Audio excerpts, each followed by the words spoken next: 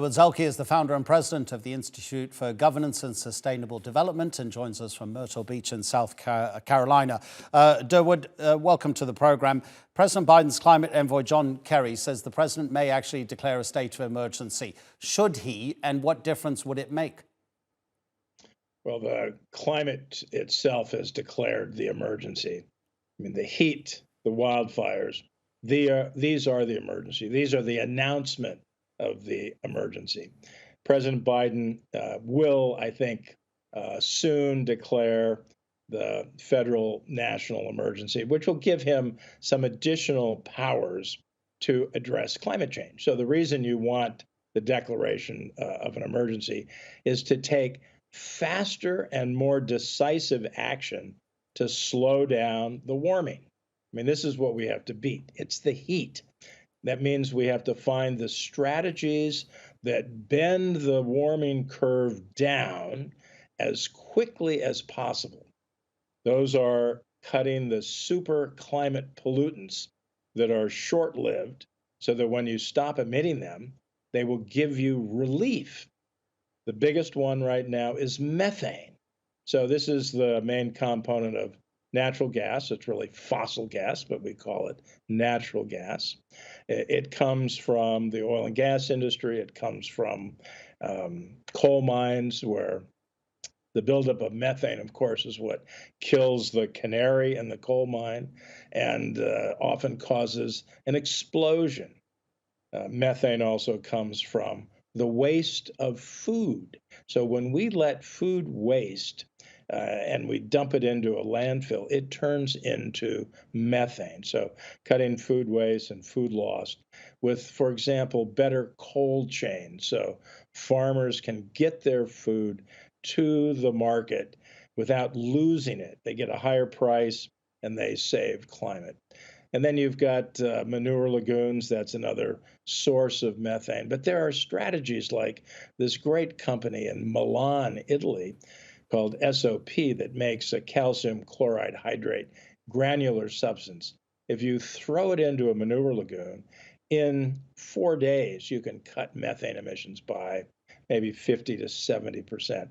And it makes, at a dairy farm, for example, which I visited outside of Milan, makes your cows happier because you also reduce ammonia and other pollutants that irritate the cows. And when you have happy cows, you need less antibiotics, you get more milk and sweeter milk.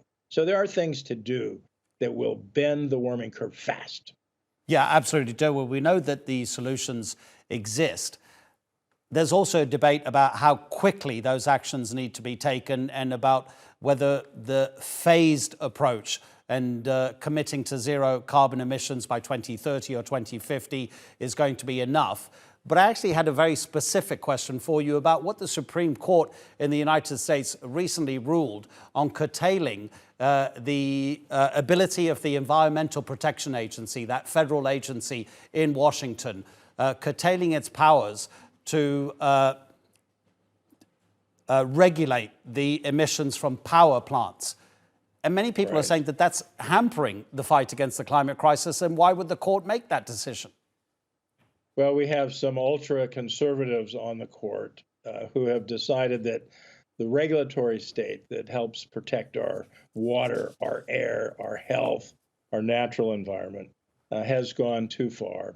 And their mission in life, they see as essentially zealots, is to dismantle that apparatus that's done so much for every citizen in this country. The decision, the West Virginia case, is unfortunate.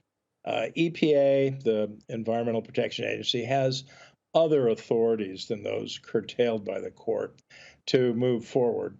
But the real wake-up call from the decision is that these ultra-conservatives, who now are a majority, will strike down other regulations. You've seen what's happened with the abortion decision, the gun control decision. There are a whole series that came out at the end of the court's term to curtail these basic freedoms. So I think the future is to find a way to bypass the court because they're not going to help.